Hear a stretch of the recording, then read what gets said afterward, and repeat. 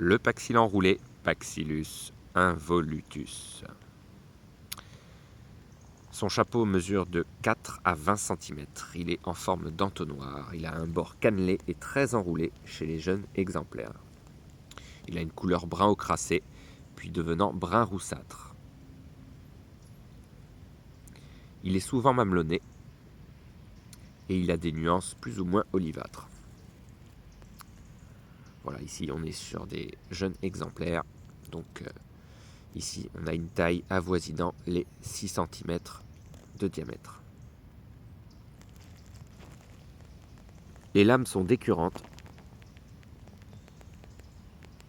Elles se détachent facilement de la chair. Elles sont de couleur jaune ocracé et devenant roussissant à la coupe et aux endroits meurtris. Voilà, on peut le voir ici. Le pied est plutôt trapu. Il mesure de 3 à 9 cm avec une circonférence de 2 cm. Il est plutôt petit. La chair de ce champignon est crème à ocre et brun rougeâtre dans la base du pied, comme on peut le voir.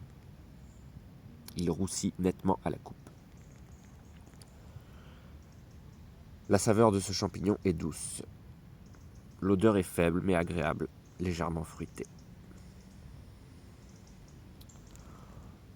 On retrouvera le Paxillus involutus surtout sous les feuillus et parfois sous les résineux, en forêt, sur sol riche, en humus notamment. C'est une espèce très courante et poussant parfois en groupe de nombreux individus comme ici.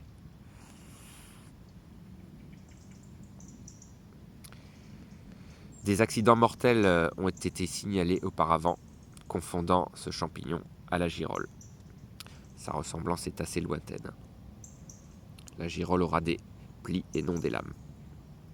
Mais la forme rappelle vaguement celle de la chanterelle, d'où son nom de chanterelle brune d'ailleurs. Donc attention au nom vernaculaire, il ne s'agit pas d'une chanterelle.